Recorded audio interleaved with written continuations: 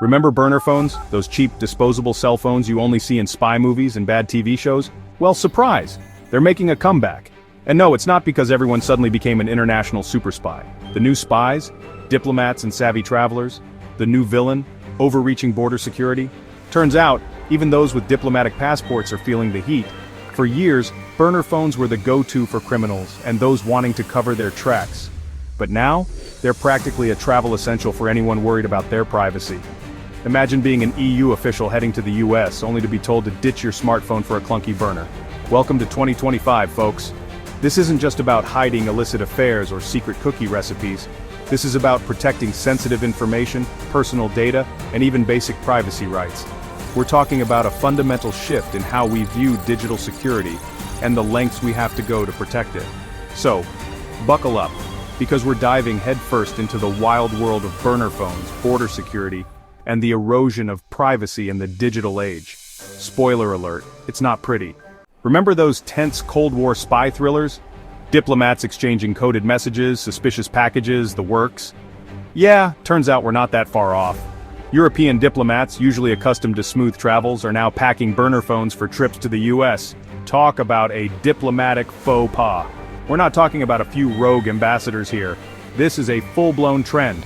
The European Commission is reportedly even distributing burner phones and clean laptops to officials before they set foot on American soil. Seems a tad dramatic, right? Well, not if you've been keeping up with US border security policies. Remember those awkward family dinners where Uncle Sam grills you about your life choices? Well, imagine that, but with your phone.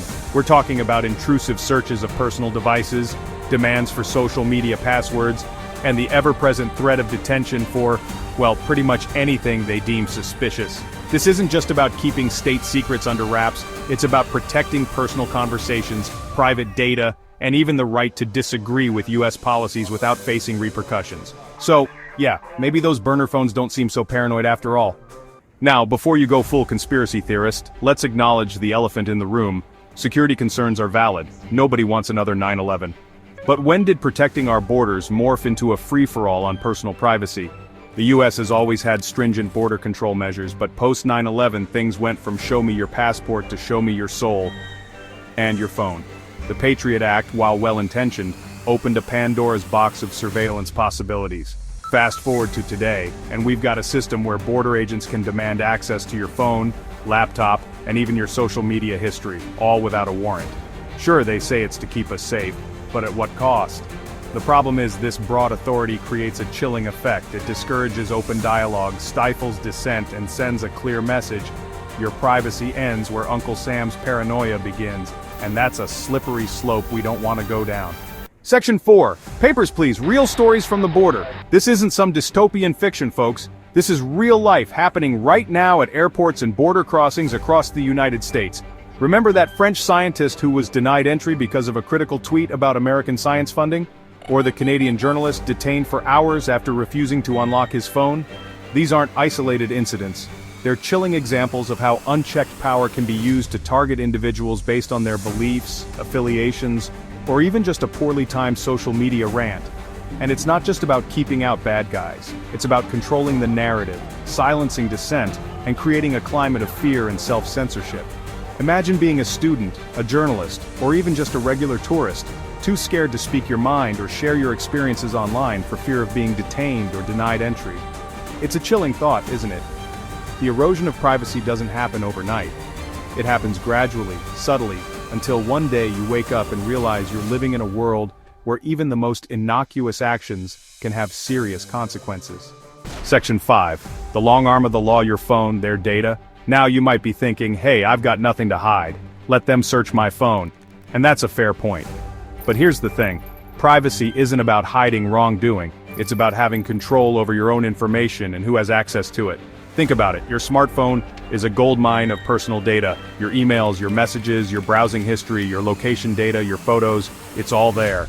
And once it's in the hands of authorities, who knows what they'll do with it, how long they'll keep it, or who they'll share it with. And let's not forget the legal gray areas. The laws surrounding digital privacy are constantly evolving, and what's considered acceptable today might not be tomorrow. Once you hand over your phone, you're essentially giving up your right to privacy, with no guarantee of getting it back. The bottom line is this: your phone is an extension of your personal space. And just like you wouldn't invite strangers into your home to rummage through your belongings, you shouldn't feel pressured to surrender your digital privacy at the border. Section 6. Land of the Free-ish. A tarnished image? America, land of the free, home of the brave, and increasingly wary of its own citizens and visitors.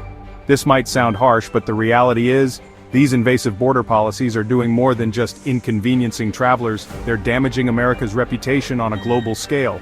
Remember when the United States used to be a beacon of freedom and democracy? Yeah, those days are starting to feel a little distant. Now, countries are issuing travel advisories warning citizens about US surveillance practices.